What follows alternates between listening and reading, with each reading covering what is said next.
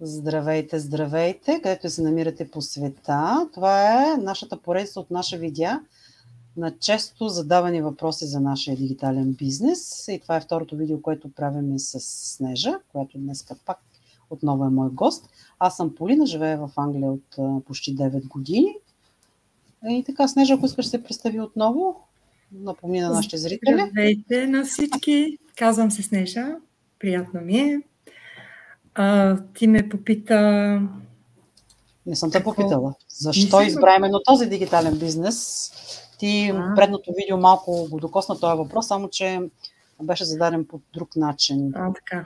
А сега го задавам по друг начин. Защо именно този избра? Защото има много, нали, в дигиталното пространство. Да. Защо точно този бизнес? Защото когато съм търсила други дигитални бизнеси, когато съм търсила информация за другите дигитални бизнеси, аз трябваше всичко сама да си правя. Нали, вебсайт, всичко трябваше сама да намирам и така трябваше всичко сама. За мен това е просто непосилно. За моите възможности просто беше абсурд аз да мога да се справя с това. Защо именно този бизнес? Защото този бизнес ти дава абсолютно всички инструменти на едно място. Всичко, от което се нуждаеш, е на твое разположение по всяко едно време.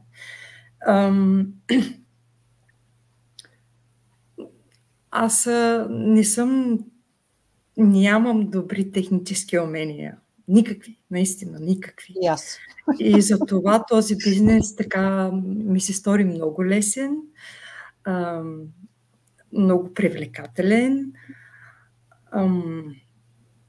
Да,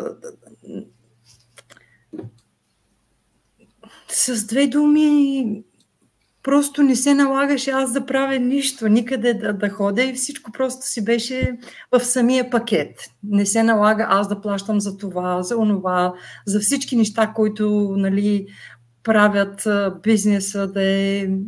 За нашия IT тим говориш, който ти прави уебсайта и тренинга, който е абсолютно пълен и обяснява всички платформи какво ти трябва да правиш с видеобазирани видеа, които не са дълги или с часове. Най-дългото видео, аз мисля, че е 30 минути, което ти показва как точно да създадеш и да управляваш своя бизнес. Нали, то се прави стъпка по стъпка самото видеообучение и така оградиш полека по лека. Да. Това най-много да ти кажа. И възможността аз да се уча сама. Да. Те ми дават възможност просто така, нали, базирани на видеа, както ти казваш, да следвам, нали, нещата, които ще постигна, като ще изградя напълно своя бизнес. Да. Просто е много улеснено. Затова мисля, че всеки би се справил. И този бизнес отлично можеш, нали, да го съчетаеш с всичко, което правиш. Можеш да го съчетаеш с абсолютно всичко. Ако имаш друг бизнес, ако работиш на пълен работен ден, примерно, ако си самотен родител, още по-добре. Възможностите са толкова много и за това така ме привлече този бизнес. Да, възможностите са много, може би някой друг път да говорим за всички тези само възможности. Искам да вметна, докато не съм забрала, защото нали, аз искам да кажа, за това ми хареса бизнеса, че тук не те питат за образование и за години. Значи тук всеки, който е навършил и пълнолетен, той може да се включи и не те питат ти какво образование имаш. Защото в този бизнес едни от най-успешните хора, те нямат някакво, примерно, докторат или доцерантура, нали? Не, че няма професори, доценти и доктори и така нататък, които се включат тук, за да имат по-голяма свобода, нали, да не са постоянно на работа, но никой не те пита за образование, никой не те пита на колко си години. Затова, както и аз мисля, че споменах в предното видео или не споменах, много важен е човешкия фактор, че всичко зависи от теб. Да. Ние също имаме много възрастни колеги, между другото. Да, точно бизнес така. колеги. Той не иска много млади, да? На 21 плюс, да, но... Да, но нали, искам да кажа, че няма никаква граница, възрастова граница. Да. Ами, добре, ти какво ще кажеш? Какво ти е посланието към всички тези хора, които търсят стабилен и доходоносен бизнес? Аз съм сигурна, че някои търсят, но просто не знаят. Да, това е така. Аз също търсих такъв стабилен и доходоносен бизнес. И за това трябваше малко да се доверя на своята интуиция, да повярвам, че просто трябваше да повярвам на себе си всъщност. Аз трябваше да повярвам на своята емоция. Да. Аз съм такъв човек, че просто емоцията ме води. И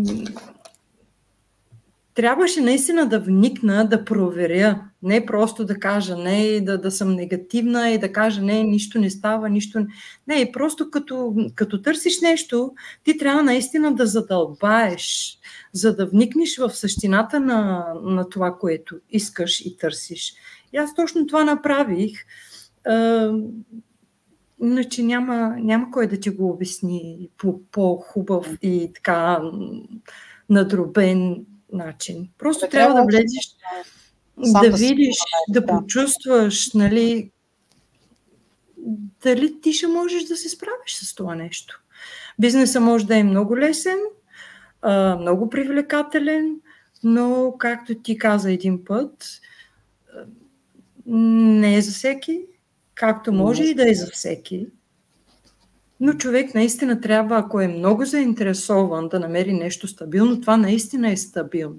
Ти трябва да потърсиш информацията и да си наясно за какъв бизнес става въпрос. Това е моето послание към хората. Просто да влязат и да задълбаят и да намерят цялата информация за този бизнес.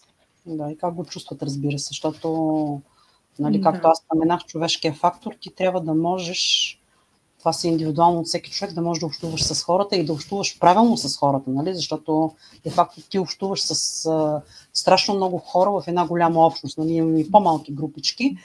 И точно тук човешкият фактор е много важен. Ти как се представяш, как комуникираш с хората, лидер ли си, да ги обединяваш хората и така, защото в този бизнес трудно е да успееш сам. Не, че не можеш, но си помагаме взаимно. Да, това е много... Това е нещото, което е много хубаво наистина, че в този бизнес ти си едноличен собственик на твоя бизнес, но никога не си сам. Ти никога не си сам.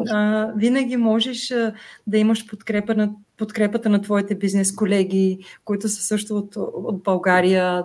Няма значение, има и колеги от цял свят. Хора говорят на различни езици. Но ето това е хубавото. Тая е голяма палитра от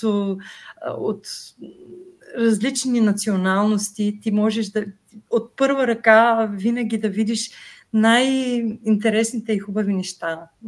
Това е и комуникацията, и уважението. Всичко това ми допада. Наистина. Да.